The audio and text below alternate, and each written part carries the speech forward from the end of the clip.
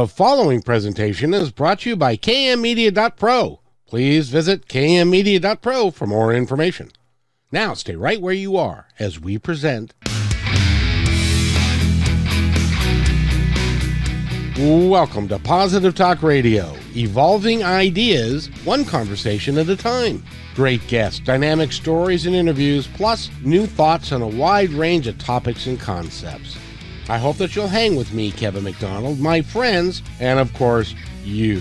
As together we work to understand why we are all here and what we can do to make our world a better place for all of us. To be happy, be kind, and live in peace together.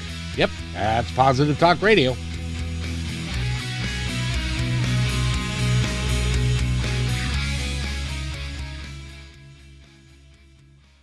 A brand new Positive Talk Radio. I got to tell you that. Wow. Was that good? That was great. Oh my God, I loved it. I was really impressed. We let her decide to do what she was going to do. And for those of you that are wondering that haven't watched any of my previous shows, this is a brand new opening that we just played. Mm-hmm. And I wanted to save it for one of my favorite people. Sandy Stamato is with us. She is a business coach. Transitional coach. Yes. For something called a limb dweller. Explain exactly what a limb dweller is. So what I'm going to do is I'm just going to tell you and the audience, first of all, thank you for having me, Kevin. It is always so nice to see you. I love what you're doing. Perfect. And your intro is, you nailed it, or she nailed it. I think she deserves a raise. Brand new. Yeah, I told her that today myself. So, I said, you're hired. You're hired. I love that. So limb dweller is actually just a word that I use to explain how oftentimes people that don't do the typical kind of 9 to 5, march to the beat of the different drum type of deal, people that just don't fit the regular mold that this culture kind of really esteems. And there's a story that goes with it. And I don't know if we can post anything on I can post there's a little animated video that explains the specific story that happened when I was 28 years old. Oh, where can I find it? Oh, at limbdweller.com. By the way, that is, and you've also got another website, which is wisewomensjourney.com. No, I was a guest speaker on that. Oh, you were. Oh, I am so confused. I know. It happens to the best of us. So limbdweller.com, right? Limbdweller.com. And I just, because I've told the story enough times that usually people go, and it's a little animated story. Bottom line, somebody said the right thing at the right time when I was 28 years old and basically told me that who I am and the way I think and how I show up in the world is perfect. And that story has propelled me to do the business that I do today. And I could go and tell you the whole story, but Kevin, I think you've heard it 3 times, maybe 2. So I'm not trying to be mysterious. It's just, it's not so much the word as it's really the spirit. And that's the spirit of shame-free. We show up as we are. I work with a lot of entrepreneurial women. I felt really. Hold on just a second. I've got it here, so I'm going to pull it up so that we can watch it. Good. Let's watch it. Let's see how we're testing my technical abilities at this point. That's great. But we are going to go here, and there it is. And really flaky and insecure because I tried. Oops, I think you have to keep your little thing on there. I don't know why. So I felt a lot of pressure. Right fit. I mean, why couldn't I just be an attorney or an insurance broker or something? So I called my beloved mentor, Tracy, to cry on her shoulder about all of this once more. She was on another line, so imagine my angst when her snarky receptionist, upon hearing that I changed jobs again and had another new work phone number, responded, "Boy, Sandy, we'd better start writing your work phone number in pencil." Ouch. I knew it. I really didn't like. I hung up and burst into tears. When my mentor called back and heard my tale of woe, she simply and very matter-of-factly said, "Oh, sweetie, you're not a flake. You're just a limb dweller." And then proceeded to talk about something else. I was like, "Wait, what? I'm a what?" I stuttered mid-sob. She then explained, as if everyone knew this, that there are two types of people in the world: trunk dwellers, those who hold on to the trunk of the tree and are completely content to work at the same job for 30 years, following the normal prescribed path. They love the view and it works for them. Then there are those like us, the limb dwellers, she said. We're the ones who like to shimmy up the tree and scoot out on the limb. Sometimes it's lonely, sometimes it's windy, sometimes it's scary. But, and she paused very dramatically, oh, sweetie, what a view. At that moment, time stood still. Tracy gave me permission to explore new career opportunities without any shame. I had a new way of looking at my adventurous spirit. I wasn't flaky. I was simply a limb dweller, and it was a life changer. One story, one comment, no judgment. That's what I do now as a coach. I sit on the limb with you, whether you're stuck and need to scoot out further, or maybe it's about hopping up to the next branch of the tree. Whatever it is, I'm right there with you, 100%. I gotta tell you, that is beautiful. That's really, I haven't seen it for a while. Wow, who is she? No kidding. No, Well, it was really, that is the story that changed everything. And I was 28 years old. you know, that plays right into what I like to talk about a lot these days, because everybody that I know, everybody that I've met, at one point or another in their life, for you, it happened for you when you were 28. For me, I was 40. And that is this all there is? Mm-hmm. Was one question. The other question was, what am I really here to do? Mm-hmm. Am I really here just to do my job and then to go home and have dinner and get up in the morning and do the same thing? And what is it going to take? What is it going to take for me to really understand who I really am? Oh, that is such a good segue into some of the work I'm doing right now. So did I interrupt you? No, not a bit. Okay. Not a bit. Please go. So as a transitional coach, and I've worked with men as well as women, I work with professionals that are wanting to make a transition, right? And nothing brings up that fear, the vulnerability, the imposter syndrome, the shame than being in that middle stage where you don't know what you're going to do. You don't know where you're going. It's almost like my experience has been is like most of the people I know, they don't trust themselves. They've lost confidence in even their ability to make choices. And because of that, it's a trend. I thought it was just, I used to work with women 50 and 60.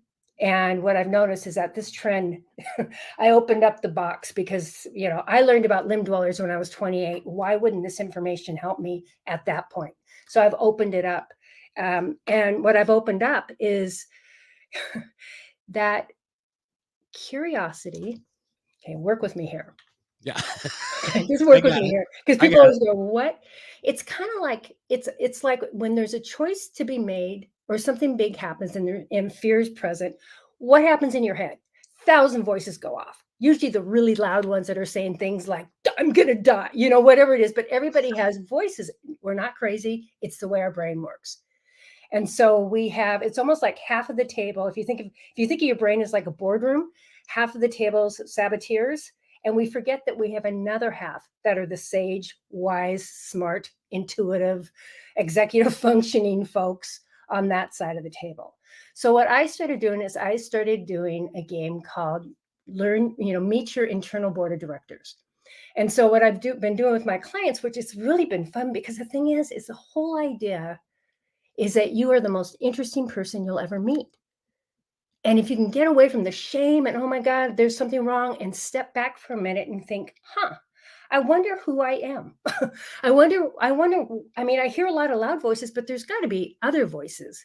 And it's like, we don't know ourselves. We've been so busy. So what my clients do is I identify an issue, like, should I stay or should I go? It's perfect. You can fill in the blank.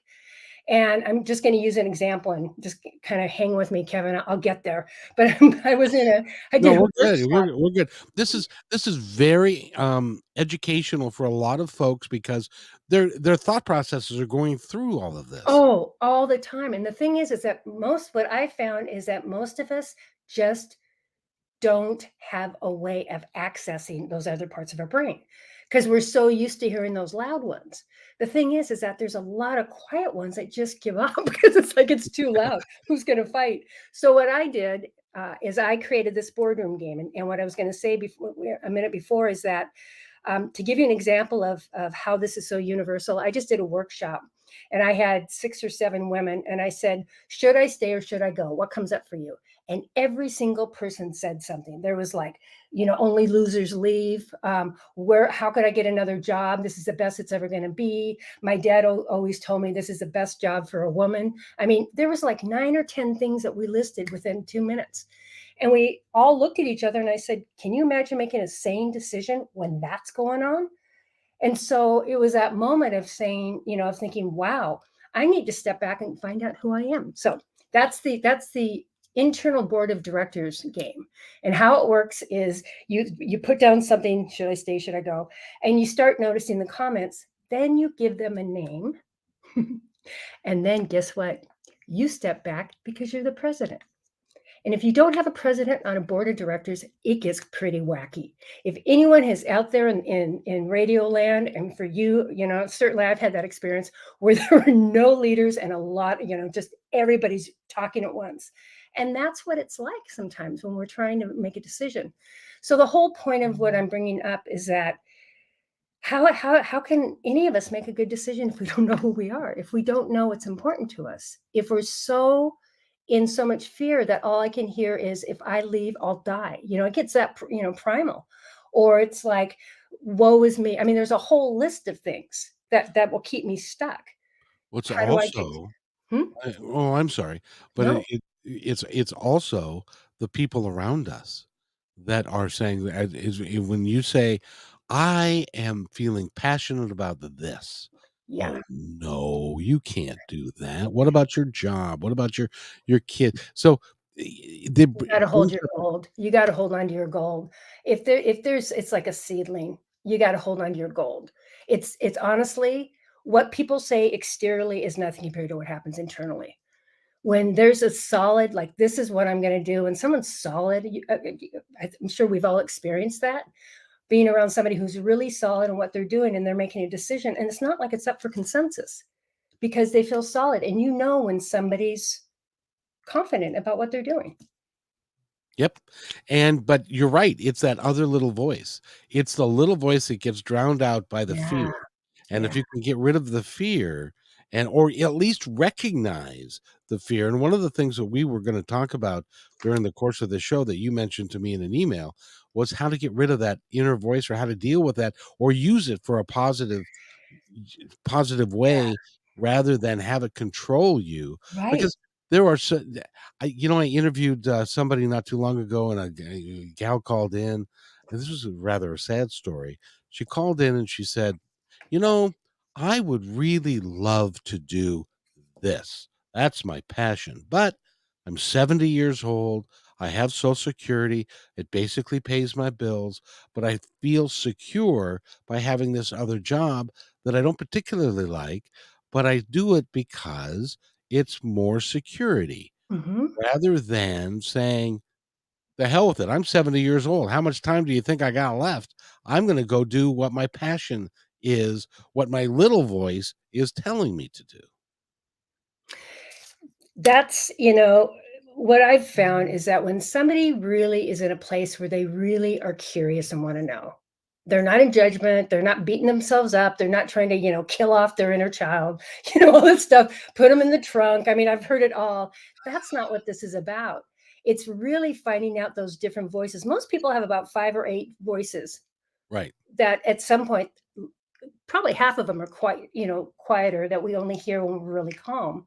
But the whole idea of, like, what you're talking about with that example with that woman, how do you make a decision if you've got that voice saying, I'm 70, I'm done, I'm done.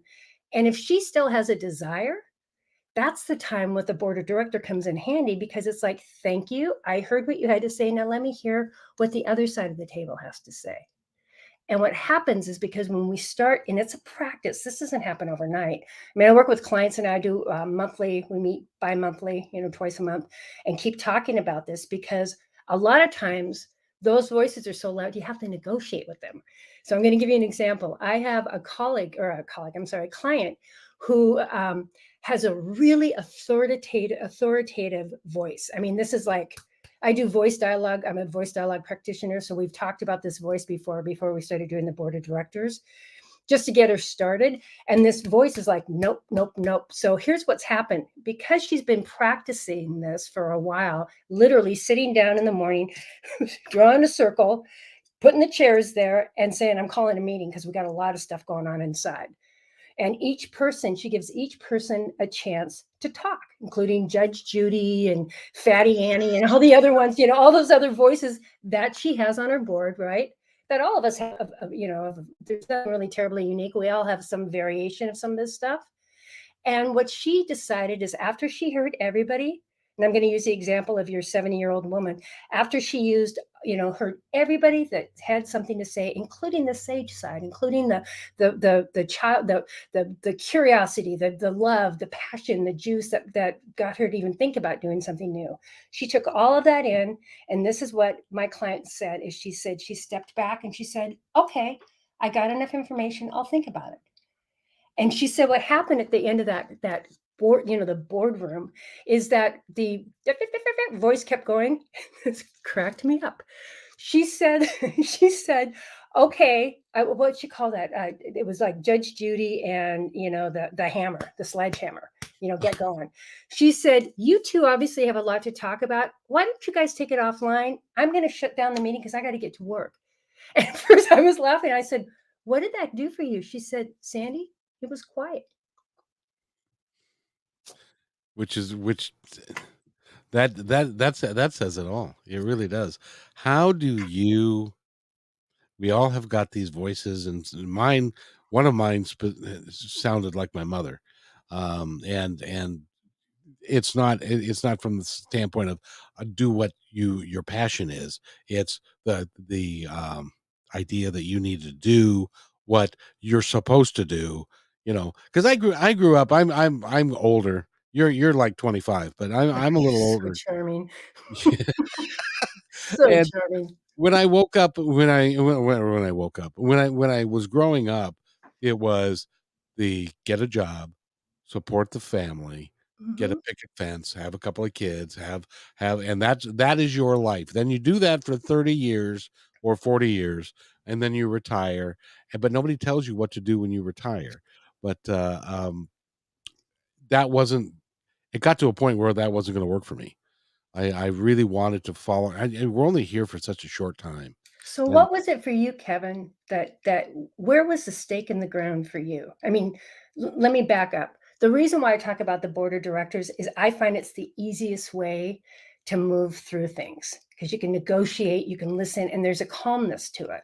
But everybody has a different way of, when that stake is in the ground where it's time to make a change, like I can't not make a change. What was it for you that had you all of a sudden you're doing podcasts and radio shows? What was it for you that moment where you could have sat on the couch like you told me your dad did in the last yes. episode we were together? So what was it for you that changed? When I was when I well, and a series of events. Okay. When I was 40 and went to Thanksgiving dinner with my family, and they were fundamentalist Christians, and I grew up in the Christian church, and I went to Lutheran and all that stuff, and I just didn't feel complete. I didn't feel like that was enough for me. Mhm. So I left that gathering on Thanksgiving, went to a friend's house, and it was really bothering me because it was like we were talking about this is the way it is and this is how it is and stuff. And I just didn't it didn't resonate with me. So I was Mhm. sitting there talking to a couple of friends, and I was saying this, and they were looking at each other, and they said, we're having the same conversation.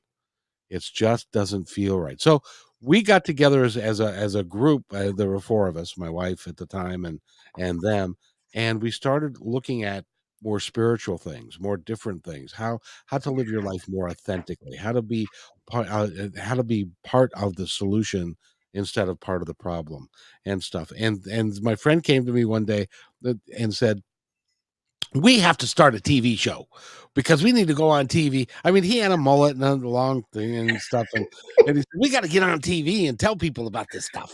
And and I said, well, I don't think we can do that. I'll look into it. So I did, and we can't, but we could do radio. Yeah. And And so we started doing a show called Spirit Talk on a local radio station 2 nights a week, couple hours at a time. And we talked about meditation, and we had a psychic medium on, and that kind of stuff. Yeah. Well, so I started doing that, but I was also a district sales manager for a major food company. So I had a full-time job, and I was paid well, and I had like 12 reports and all of that. And but and so so we did that for about a year, just a couple of nights a week. My boss found out about it, and he was saying, "No, you're gonna have to quit. You're gonna have to either quit that, or you're gonna have to quit us, because I don't want a district sales manager talking about, woo woo stuff Many out years there, ago. Yeah. and from his perspective." Yeah. And at that same time, and this is in my world, this is how you know that you're on track, that you're following your passion. So he told me that, and then at the next part of that same conversation, he said, "Oh, by the way, our company's about to be sold." And so Okay. so Pretty I said, easy "Oh, decision wait." there. Yeah. So the sale came through, and because of the sale, he forgot about me and doing the radio, so I continued to do it. And the sale came through at that moment, and I get a letter, and it says, "You've been accepted to continue with us." And with a new company. But they were moving to Portland. And so I didn't want to deal with all of that. And I didn't like the company, and I didn't like the boss. And so all of these things lined up for me, that I didn't like the company. I didn't like their message. I didn't like the boss. I didn't want to be a district sales manager for them. So this is the funny part. I go into the general manager's office, and I'm there with the head guy from the new company, who's coming in there, and he said, "Well, thank you and I'm welcome to the new team." And I said, "Well, no, you don't understand. I don't want to work for you. I don't like you. So I don't like your mission." So he said, Oh, "So what are you going to do? Are you going to quit?" I said, "No, you're going to you're going to lay me off, and you're going to give me unemployment benefits." And he said, "No, I'm sorry, we don't do that." I said, "Well, you just laid off a guy that has been with the company for 25 years, and you're going to pay him a year of severance and benefits for a year. Why don't you give him my job? Because that he used to do my job. Give him my job, and I will go away, and you'll give me unemployment." and, and he stops, and he goes, "Excuse me, just a moment." Leaves the room. It's gone for 5 minutes. Comes back and said, "Okay, you got a deal."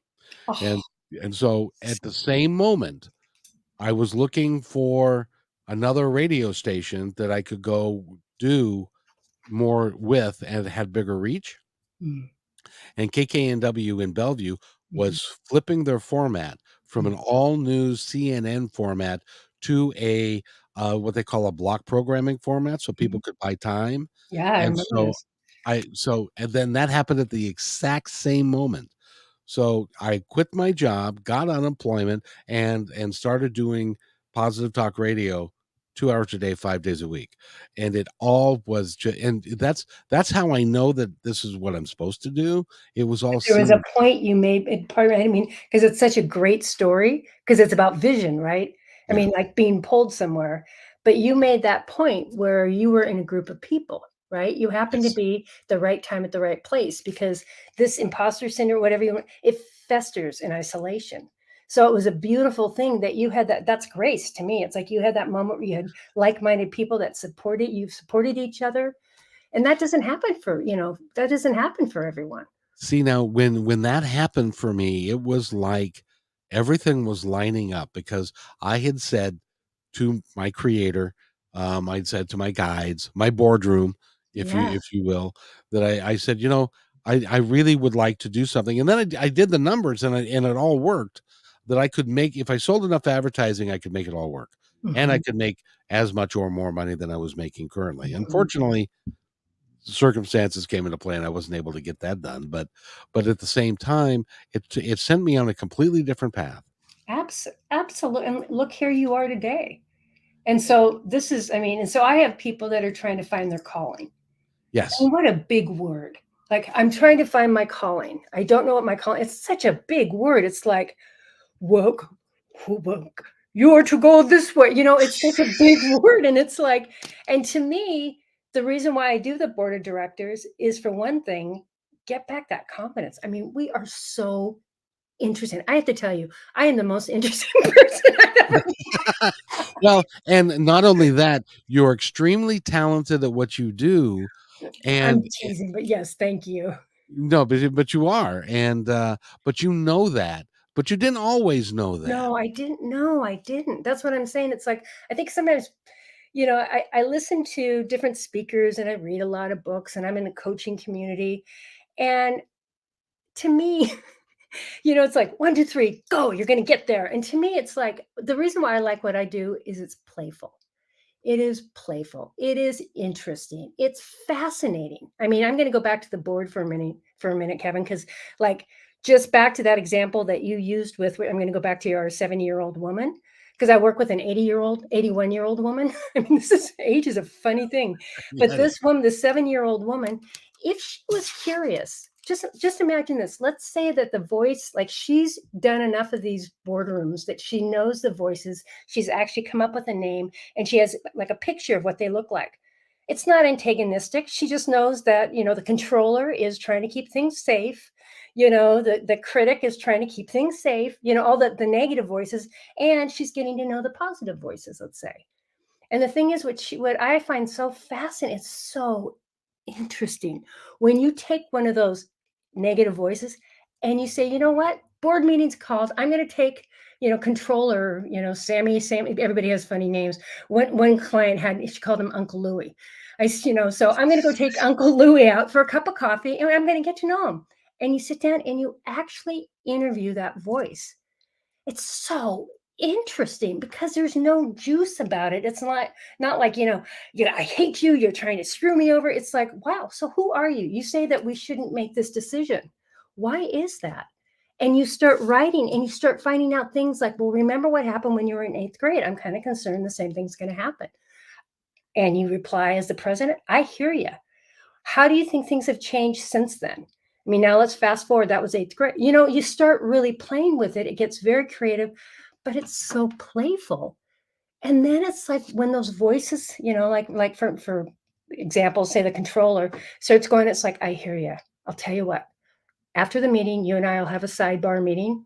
We'll talk every Monday and I'll make sure I'll show you the numbers.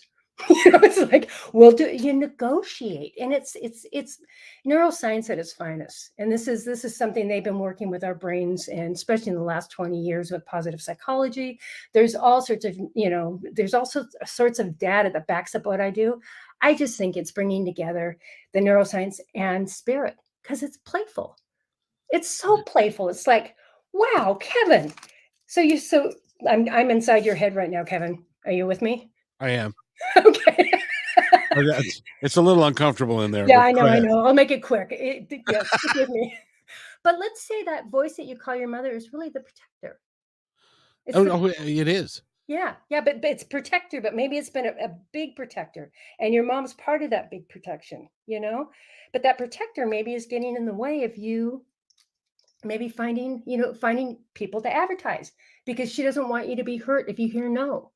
I mean, there's all these really interesting things you start finding out, and that's where the negotiation starts. And and when you said when people are trying to find out what they're going to do, when I started doing the radio show, I Yeah, was very nervous about it, yeah. and it was me and my friend who I thought it was I thought he was far and away much more articulate than I was, much smarter than I was, had a lot of the things going for him, but he couldn't. You put him behind a microphone, and he was like dumber than a stick, and Mhm. it was and so after like a month of doing shows or 2 months of doing shows, he came to me and said, I don't know if I can do this. And I said, well, I'd like to continue. And he said, you can do this. So he was so I didn't even know if I would be any good at this. Turns out that I'm not half bad. And so but that's part of the evolution that we go through in our life where we would decide we might want to try something. And I'm sure that you talk to people about, well, go ahead, try it. in some manner or form, to move forward with your life, and so that you can open up the doors and open up this other side, and give them, pardon me, and give them the opportunity to come in and work with you, because the other side, yes, they want to protect you, but they also stifle your creativity, don't they? You mean they in terms of the voices, Yeah, the the board of big voices in directors? your head that want to keep you safe, that want to keep you where you are, because Absolutely, absolutely, and rightfully so. For a lot of, I can't speak to everyone's. I can speak for my own, and I can speak, in a general way about my clients. But what I have found with when I do voice dialogue, I don't want to get too far off this, but when I do voice dialogue, which is where I actually talk to that voice, I interview them. It's that's I've never fascinating. I've never heard of that before. I think that's awesome. Oh, it's a game changer, to be honest. I could tell you story after story. I will tell you one story, and I guess we're kind of all over the place, but you're with me, buddy. So since it's just the two of us No, talking, no we're worries. we're no, we're and see, I love the shows where it's like you and I just went to Starbucks and we just ordered a cup of coffee, Yeah, we're and just we're waiting for sitting our down order there. to come up. Yeah, Yeah. and we're talking about stuff, and then people that this is highly relatable to other people Oh, who may yeah. not have somebody to talk to. So Absolutely. we're standing in for that. Absolutely. Okay, so I'll tell you an example. When I was training to become a voice dialogue practitioner, and I went to school, I took classes for this. There was one time we were doing a practice session, and I was really torn because I used to make jewelry. And I didn't have time to make jewelry, but I felt like I should be making jewelry, but I've got a full time job. I went back and forth and back and forth. So we're doing this voice dialogue. This woman is actually asking me questions. And before I know it, this was so wild. What I heard myself saying, because it's not like you're standing there consciously, it's like you kind of got to it's kind of like you're eating popcorn, in the background. It's kind of like you're watching, you're like fascinated because the voice that comes up has never, many times, has never had a chance to be heard. So there's a lot of information. And this is all documented. There's nothing nutty about it. We all have it. But this particular voice, I found out was named Bling Girl. I was like, what? Bling Girl. And here's what I got out of this session. And there's nowhere in my realm of consciousness that I would ever have said this. What Bling Girl said in this voice dialogue session is she said, you know what, Sandy? She said, you only bring me out when you want to make money. At Christmas time, you want to make jewelry so you can sell a bunch and so that you can make money. And then you put me away for the rest of the year. She said, but what you don't realize is I'm the one that brings the passion and the zest and the juice to all parts of your life. Don't put me in a closet. And I That's had this, brilliant. it was, and Kevin, I would never in a million years have thought to say that. It came out of my mouth. It changed the way I do business. Completely changed. It changed the way my office looks. I still don't have time to make jewelry, but that's not what that was about. It was about honoring the creativity, the artist, the part of me that rarely got expressed because I worked in corporate America and I was a grown up. And so that was a game changer. So this type of work, I don't take lightly. It's people come to me for transition, they're going through transition, and it really becomes about transformation. Because to find out who, I mean, did I mention how interesting it is? God, it's I just, I yeah, can I can tell how passionate you are about it. Now, when you said dialogue coach, voice dialogue coach. yes, I assume that you were talking about, well, let's talk about the No, dialect and no, no, no, no. It's your voice. That's what got me into doing the board of directors. I would do it with one, just talk to one voice. And then it became really clear that people really wanted to expand this and find out more about themselves. Because once there's a sense of knowing, like you said, you were with that group of people earlier, right? right? You had that group of people that all supported what felt right for you. Well, sometimes people don't have that group and it has to come internally. And that's what happens. That's the whole point, is like getting everybody on the same page. I cannot tell you how peaceful it is to decide to do something without having that internal back and forth. It's so much energy. It's exhausting. So Well, and it will change everything, won't it? Yeah, and it's I mean, it's still it's not like, this is the savior, this is like, this is the fun, this is it, man, this is it. I don't mean that at all. I just mean if there's any area for me at least, and the reason why I do what I do, it helps eliminate shame. It really helps to I shouldn't say eliminate, but really, really, really minimizes shame.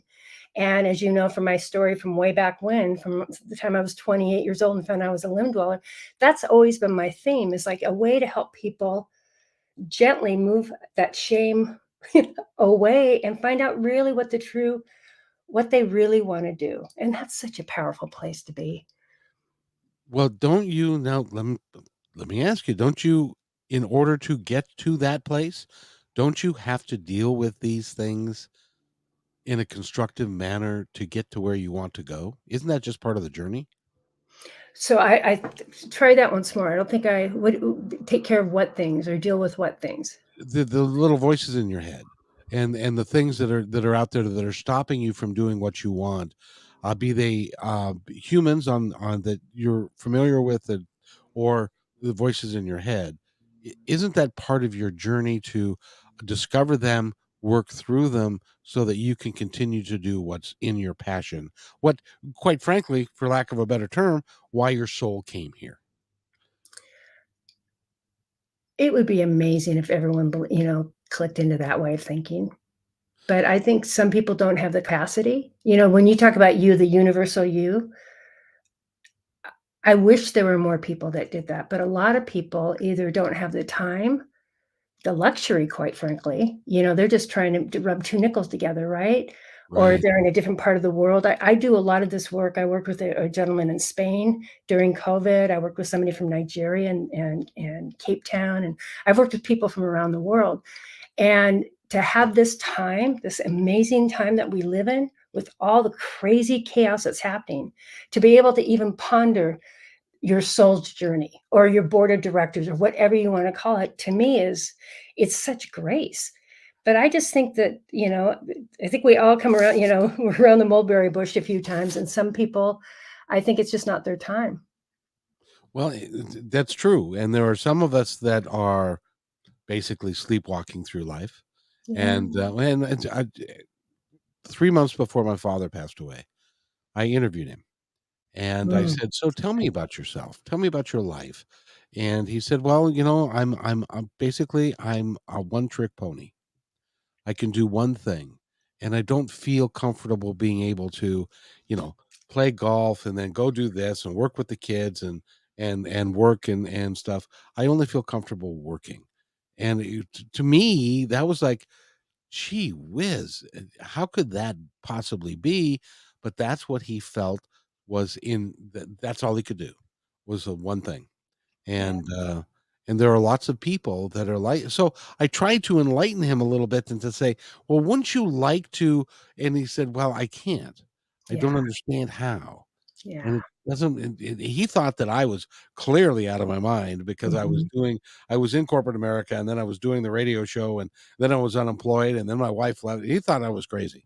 And, because that wasn't in his DNA, it wasn't in where he could be. And I And don't think they had back then. He had to support the family. There weren't a lot of options. There weren't women bringing in as much money. There were so many different. There weren't as many options. My mom, it's funny. My mom passed. I always thought she thought I was just, what's she up to now? Like half the time she didn't know what my job title was. She's like, I don't know. You kids, she had five of them. She was like, ah. But at the end, what I realized is that she got a kick out of me. She got a kick. She loved, I never talked about the limb dweller per se. I just lived it. And my mom loved that. And it's so funny because if things had been different, my mom would have had a completely different life. But it just wasn't the case. And I think some people, call them trunk dwellers or limb dwellers or whatever. I think some people that have a job for 30 years and they love it and they stick with it, they have a much harder time, as you know. But there's other people, like one of my dearest friends, she has her life. She's like she does Tai Chi and she's doing this and she goes, she's as busy as she was when she was working and she loves it. yep. So but, again, different age, it's a different age. It was, and we have, Yeah. but there are still remnants of that, and that's why someone like you is so important Oh, to I hope to so. that helps, well, absolutely, to help somebody because you will present an idea that they have never thought of. If they're receptive, though. See, here's what I found out in the years I've been doing this. There's people that are in contemplative phase. Like they'll say, "Yay, I want to do something. I want to change," but they aren't there. They just aren't. They're not ready to take action. So I have come to the point where I love working with people, but when people are really ready to step into something new, they get really interested in what's possible to make it a lot easier. So they're a lot more open to it. So I don't think it's for everybody. I think everybody has a different path. I think that if someone's really ready to change and they're hitting their head against the wall because they're so tired of having that internal battle back and forth, because there's the good voice that's saying, do something that means something. Kevin, you don't want to be in corporate America? Go, flee. I don't know where, but go. Fly, little birdie, fly. Yay. And then there's another voice that's your dad's voice or whatever voice saying, men stay at the job, they bring the money back, whatever it is. So I just think that honestly, anybody that has the courage to step out and do it, like the minute I meet him, I'm like, you go.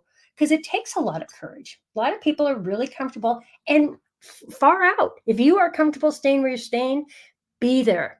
Don't, that's the whole thing. It's like, be there. If you think you should be doing, the word should means there's a rule.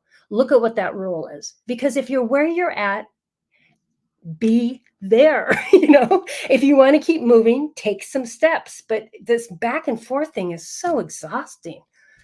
Well, and I had a boyhood friend that called me later on in life after a certain number of rum and cokes, and he would tell me late on a Friday night, and he would call me and tell me how he hated his job and stuff, and eventually I said to him, "Look, if you hate your job, quit." "Oh, I can't quit."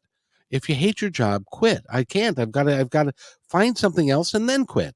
He said, "Oh, I can't do that. My I wife don't have would." time to do that. I don't know. Yep. So they make up excuses, and which is, and don't I don't want people to think that I'm bashing you or thinking less of you, but that's just your journey this time. And if Yes. you don't feel like that's your passion to do that, well, that's perfectly fine. You will. It won't, maybe not this time, but you will eventually, because that's how we grow. I think so. And I work with a friend of mine, David Newkirk, who's just amazing. I call him my spiritual think tank. The guy's amazing. And actually, I should introduce him to you. You'd love to have him on your show. He's I would love amazing. to. I Yeah, would I'll love do that. I'll do that afterwards. But he has these 5 stages. The 5 stages of change. But what he's done is he's used it as we're working on it together, a self-assessment tool to see where you are in the cycle. Like, are you in pre-contemplation? Are you contemplating?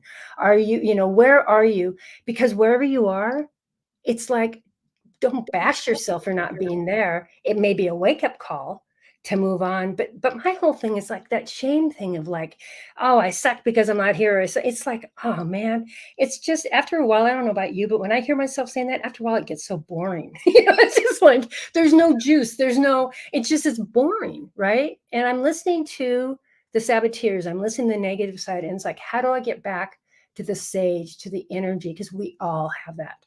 We all have it. Some people are like, oh, I just have yelling. I'm like, no, you just haven't been listening. That's the way our brains work. You haven't been listening. You wouldn't be talking to me here. These are, we all have that. Some of it's just not very developed. A lot of times that voice which is the loudest voice in our head, drowns out all the other ones, and the other ones are like, "Oh well, screw it, I'm not gonna." Exactly. Wouldn't you after a while? It's like Yeah, it's I'm like the not. loudest ones win. It's not always a good thing. There was a guy that I knew that was willing to, in an argument, was willing to raise up the level past where I felt comfortable to be able to go. Mm, So I would always end up shutting down because I didn't want to go there, because I knew that he would be willing to go to a place I wasn't willing to go. And that's why, like, our little voice in our head is like, you you be loud and you be obnoxious and you do what you want, and I'm just going to sit here. Eventually you'll get around. yeah. Yeah. And that's, I'm not, I don't really subscribe that much to the word mastery. I don't, it hasn't, it doesn't inspire me. Let's put it that way. But I love the idea of bit by bit, being able to make choices differently. I mean, God, you wouldn't believe. I mean, you think about it. It's like, should I get strawberries or raspberries? Oh, wait a minute. Last time I got raspberries, they were there. Last time I got strawberries, it's like, enough. Pick a freaking fruit and go. Just like, but it's also being the president. And that's the thing that I've noticed the biggest change is that my clients will step back and they'll say, thank you for your input. They are not run by the voice. The voice is running by them, but they're listening to the whole thing. And that's how it's changed me. And it's changed the clients I'm working with. And I'm not noticing how they're making decisions. It's very different. Well, what's interesting is this is our third time together, Mm-hmm. and it's changed. Number one, I do a better job when I get to know you a little bit, and we can play off you. But your work has changed. I can see that from the first time that we talked till now, and I think it's much more powerful. I think so. Oh, absolutely. I stumbled across it. I've been doing the voice dialogue for a while, but when I went through a really bad transition myself, like, what am I doing? That's when I started doing everything that I teach. I mean, I had to stop and go and think. I couldn't. I was so afraid. And the voice was so loud that I just started looking for, how do I make changes? How do I do this? And I saw the board of directors, and I knew about the board of directors. That the game's been around for a while. It's, they do parts work. There's all these different names for it. But because it was a board of directors and my family had a nonprofit, I was like, oh, that's perfect. And that's when I just started doing it. And then I started noticing the difference. And at the same time, I was working with another client. And then I started working with some more clients. And then I started doing workshops. And it is probably the most satisfying and rewarding stuff I've ever done, because to be able to share with somebody that you're the most interesting person, you're fascinating. This isn't about judgment. This isn't about shame. This is like, oh my God, Now, do you primarily work with women, or do you work with men too? I primarily work with women, but I do work with men. Matter of fact, some of my favorite clients have been men. So it's kind of just depends on if there's a good mesh. I market specifically to women, but like I said, some of my favorite clients have been men.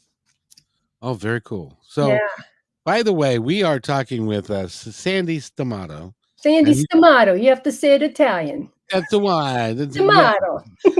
Stamato, like tomato. Stamato. Yeah. It's the same thing. And if you go to limdweller.com, you'll find out all the information about her. I was really impressed that we played your video, or I was really impressed. That turned out really well. That's a nice little thing. I don't know if people could hear it over the radio, but you can. Oh, nice. Yeah, that's a nice little trick. I like that.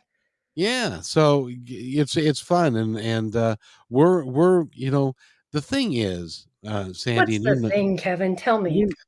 It's an evolution, and it's as we continue to learn, continue to grow. The idea, though, is to just not give up, and be kind. Be kind. Be kind. Live your life. Be kind. And take care of yourself and other people. And sadly, there are going to be some people that aren't going to resonate with you at one point anymore. And then you have to just love them and say goodbye. And you know what? Honestly, it's better. I just think there's a nut for every screw. I always have. That's the way I was raised. There's a nut for every screw, honey. And the thing is that now there's a bumper sticker right there. That's a bumper sticker. I'm sure. I think it's probably around. But I was going to say, I think the thing that is, what was I going to say? The kindness. My sister said something to me once. It was when my mama was in the hospital, and we were, three sisters that had no sleep. We were stressed out and like literally just like getting ready because we didn't know what else to do because we were so scared. We thought we were going to lose her. And I'll never forget my oldest sister, Sean. She said, girls, and she said, let's stop.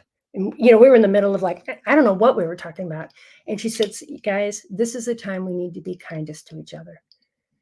And it was like one of those moments. And, and that goes internally. It's like, be kind. Don't, if you're going to do the board of directors, you want to talk about it, or you go online, this isn't about trying to get somebody to shut up. This is the kindness that you're showing to every part of yourself. Just be kind and curious. And it's amazing. But if you go in there with a whipping post, I found you. Oh no, shutting that voice down isn't going to work. No, Isn't no. it more that you're giving it voice and then you can negotiate? You know what? Couldn't have said it better. That's exactly what it is. And that's where it gets so interesting. I mean, that's how I found out Absolutely. about Bling Girl. She'd never had a voice before. She sits at my board. Now, we're not talking about multiple personalities here. I know it's like I I really had to do the I'd like science you to on meet this one. Sybil. She's right over here. And no, so Wait, come here, say hi. or what Robin Williams used to do, which was, "Hey, you, shut up! Hey, don't say it." So all I can say is I have neuroscience to back me up on all of this. Oh, but you know what? You don't need any science because it's real. It is Um, real. and I'm willing to bet that when you get people talking about this, that you have to have Kleenex nearby, because some of the conversations can be really difficult and heartfelt at the same time. And honest. And honest. Honesty is kind of an important It's factor honest. if you're gonna go talk to Sandy. You need to be honest with yourself and with her, because it doesn't make any sense to do anything else. It No, really no. doesn't. If you're gonna pay for something, get the most out of it. I got to tell you, Sandy, one of the things that I'm doing is I'm picking like 100 people, 120 people that I consider to be folks that I want to hitch my wagon to, Mm. who I really enjoy talking to, and Mm. you're one of those. Will you? Oh, I thought you were gonna say, unfortunately, you didn't make the list. No, I was going to say that we're going to send you a link for this show and so forth, and I will and would heartily invite you back to Oh, you can book yourself whenever you want to, because this shows like this have meaning. oh, thank you, Kevin. Like, let me give you the last day that I did my show on KKNW in Seattle in 2003. They said I owed some ridiculous amount of money, and so they said, "Well, you can't pay, you're done." And so I had one last show, and I announced that the show was over. I had no idea, but the phone lines filled up, and people started saying how much the show meant to them, how much the interviews meant, the books that we had, the health information we Right. provided. And one lady called up from Bainbridge Island, and she said, "I just want you to know that we're going to miss you terribly." And I Oh, said, "Well, who's we?" And she said, "I'm an Alzheimer caregiver, and Lynn, my patient, is sitting right here, and we oh, listen to your show every day oh, because you still reach her." And she loves your voice. She loves how you sound when you laugh, and she'll say, mm. "There he goes again." No, I'm sure I she's not. remember your show. I used to listen to it. I think we had that conversation way back. I loved your show. My friends and I listened to it. It wasn't on very long, but man, that was because those are the folks I was hanging out with. They were interested in it. And it Oh, was, very, very, very cool. I remember that now. yeah, But it became part of my DNA. yeah. And so talking with people like you who have the same impact, Sandy, there's going to be somebody that we don't know who's going to be impacted positively by Oh, this show. oh, And that's all we can ask for. That's all we can hope for. makes my heart smile. Thank you, Kevin, as always. I just adore you, and I'm so glad we're doing this. And thanks for inviting me. Well, you're one of those people that I want to support because Mhm. you're a good human. You take care Mhm. of people. You're kind. You're loving. You really want the best for everyone, Mm. and you work hard every day to do it. Oh, And plus the fact, I love the fact that you are continuing to grow, and mm. your practice is growing, and as you get more experience in what you're doing, not that you don't have it, you've had it for a long time, No, I but get it. anybody that does stuff for a long time, they evolve, and you get downloads from, it's like, why don't you try this? Why don't you try this? And Yeah, and stuff. yeah. So you Thank should you. you should be very proud of yourself. Oh, thank you, my friend. I want to say, I know we're going to be closing up pretty quick, but I do want to say what I loved what you said about how I just had this feeling, like I just had this feeling. And the thing that I think is so amazing is that those of us that are graced enough to have that moment of quiet, where we actually can hear, some people call it a drum beat, some people call it just, and not everybody has it. That's why trunk dwellers, God love them, man. They're the bomb. They keep the wheels on on the truck. Seriously. Exactly. But it's listen. That's the whole thing. I'm just like, oh, guys, just listen to it. It's such grace to be able to have that moment where there's something that's drawing you forward and you don't know what it is. Our brain wants to figure it out immediately and then kill it off. It's just the way our brain's, left unattended. So I just want to say to anyone that's listening, if they want information about the boardroom game, please contact me. I'll send you information. It would be my pleasure. So, and go to limdweller.com, and you can get all the information that you need about her and her work. I really highly encourage you to go do that. Oh, thanks, buddy. It would be great. And by the way, I Yeah. wanted to, in case she is listening, our new virtual assistant who created that opening, what did you think? Whoa, she did. Whoever you are, can I get your number? I'm looking for a VA. We'll have a talk offline, and I'll give you some information. Oh, absolutely. No, she did that's amazing. I loved it. So thank you so much. And as a matter of fact, one of her tasks will be to email you directly with the links for this show, and also a link for you to come back and do it again, for us to do this again. It's important. It's important. You bet. And we'll talk offline. I'll introduce you to my buddy. I would love that. Yeah, I think he would be great fun. And by the way, she's going to fix this one too, but this is maybe the last time this ending will play, but because she looked at it and goes, I get the old ending. That's okay. I got the new beginning. I can work with it. So Sandy, thank you so much. You have a wonderful day. And is it Sandy at limdweller.com? Sandy, SANDY. At limdweller.com. Email her. She can help you. Thank you. Say Kevin sent you, and that'll be good to know. I was going to say. You'll only charge them double because I was like, what can I do here? Nah. I'll stay offline here, bud. Okay, Sandy, stay right where you are. I'll be right back. You got it. Thanks for enjoying this episode all the way to the end. Please give us a like and subscribe to this channel. This has been a production of kmmedia.pro.